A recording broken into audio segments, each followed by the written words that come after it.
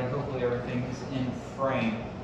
How's it going, YouTube? Marshall Dragon back again with a YouTube video. This video is kind of different than what I typically do on YouTube videos. Pretty much in this video, just going to be going on a ramble about small engines and what's been going on inside of the shop lately. So yeah, let's get started, I guess. So what we got right here is a 49cc two-stroke, actually 47cc two-stroke with a big bore kit on it. So I think that increases it to like 52 or something like that. Kind of a cool engine, you know. You can pick these up for about 60 bucks on Mega Scooters, something like that. Monster Scooter Parts, something like that. Monster Scooter Parts, I believe. You can pick these engines up for about 60 bucks. It will run you, and yeah, they run. It's not bad. I believe these are better than the ones you may find on eBay, because I'm sure Monster Scooter Parts has a better supplier or whatever. And, yep, it felt like a pretty high quality engine. I just finished building it actually. You can see I got the old crankshaft out of it, and I got a bunch of other parts which you can't see behind this 6.5 block right here. But I got the rest of the parts. Like here's the old cylinder, kind of cool, I guess. But yeah, that's going on my Razor MX350 pocket bike. Pretty cool little engine. I'll show you that build once I get one more part, because I lost a Woodruff key for the clutch side of the crank. So once that part comes in, I'll be sure to make a video of it on the pocket bike. This engine right here, it's just for decoration, but I don't know. That's just there for decoration. Then, as you can see right here, if you are into small engines like myself, then there is no mistaking what this looks like. This is a Harbor Freight Predator 212 block, 6.5 horse Hemi. This is I'm a Hemi guy, I guess, so all my engines that I buy from Harbor Freight or on eBay, they're all Hemi stuff.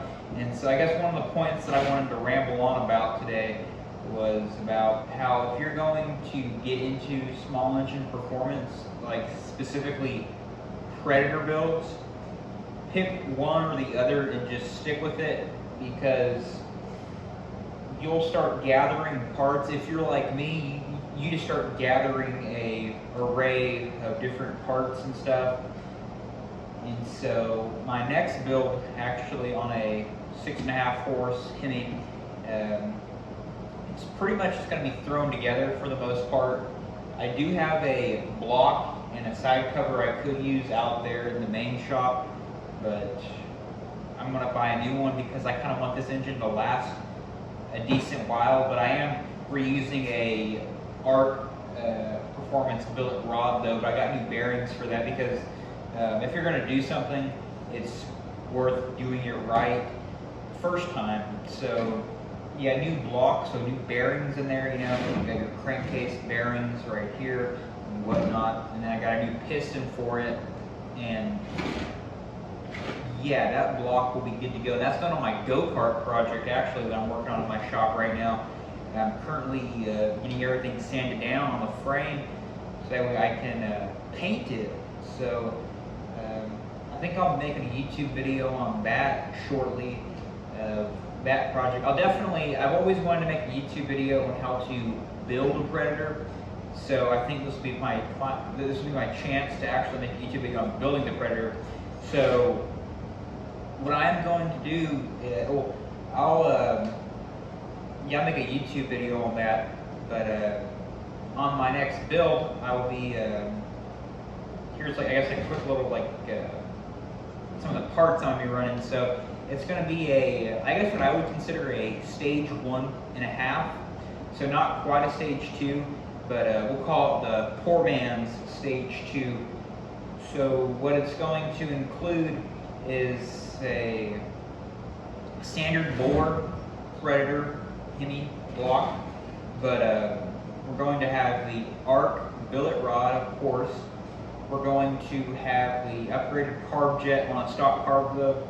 They'll have the air intake, which comes with all the Go Power Sport Stage 1 kits. And then where things get interesting though is because on Stage 1, you get the intake, the new carb jet, and the exhaust, and that's it. So I'm taking things farther because that's what I personally like to do with stuff. I don't like to just stop and be boring. So I'm going to continue on at that Stage 1. I'm going to remove the governor. It's getting 18-pound valve springs. And so it gets kind of weird, but I'm trying to save a little bit of money, just a little bit. So I'm going to be using a stock lift cam with 18-pound springs. Where it gets funny though is I'm going to be running a 50 thousandths shaved cylinder head on this build. I've never done that before. I never ran like a 50 thousandths shaved head, but on my Predator race bike that I have in my shop, it has a 20 thousandths longer rod and a 10 thousandths head gasket. So if you do the math on that, a stock head gasket is 45 thousandths. So I'm saving, what, 35 thousandths right there? I'm shaving off 35 thousandths and then an additional 20 thousandths, so a total of 55 thousandths of cylinder or like surfaces that I'm not using, so to speak, I guess. Yes, something like that. So yeah, I'm shaving off like a total of 55 thousandths on the combustion chamber. That's what I'm trying to get at. So on this build though, I'm only going to run the stock head gasket, but we're going to run a shaved cylinder head, so about 50 thousandths, smaller combustion chamber, and it should be fine. I guess you can call it high compression if you want. It'll be higher compression for sure. And then after that, we're going to be running the 18-pound valve springs, like I already said. And then I think that'll conclude the build. It's going to be degoverned, of course, because who builds stuff to keep a governor in them? And then besides that, though, that's about it for the build. It's going on a Yerf Dog go-kart, one of the ones with the live axles in the back. So we definitely want some RPM to be able to wind up that torque converter and get moving, because it's a two-seater and seats too comfortably. And if you got two people in there, you don't want to be going slow at all. So we definitely want some power, and so this engine ought to be able to give it to us. If I had to guess on a power estimate without actually having a dynamometer to check it, I'd say 10 horsepower is pretty conservative estimate. Like I said, I don't know, but yeah, I think about 10 horsepower is a pretty good estimate on that. And besides that, I don't have too much else going on in the shop. Oh, before I forget, also, we're going to be running a 10-degree timing advance key on the flywheel, so we'll see what happens. Typically, they don't recommend running a stock flywheel over 6,000 RPM. I've ran them before on other engines, like my brother's Coleman mini bike, except, well, I have, his mini bike has a torque converter on it, but so it kind of limits the max RPM. If it had a clutch, you could spin much higher RPM, but that torque converter only lets it go so fast. It only has so much RPM at the top end. So yeah, that flywheel really is in no harm of exploding due to RPM and centrifugal force. But on this go-kart, we'll see. We're going to bring a stock Predator flywheel because I don't feel like spending $100 on a ARC flywheel.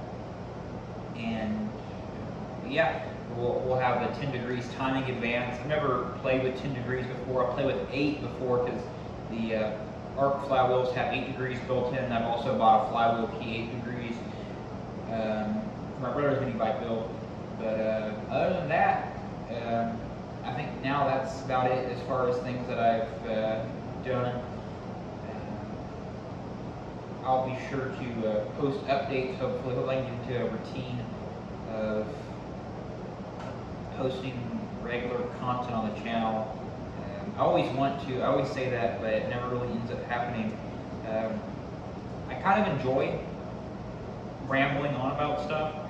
So if y'all want to leave topics, small engine related, that I could ramble on about in the comments below, y'all are more than welcome to do that.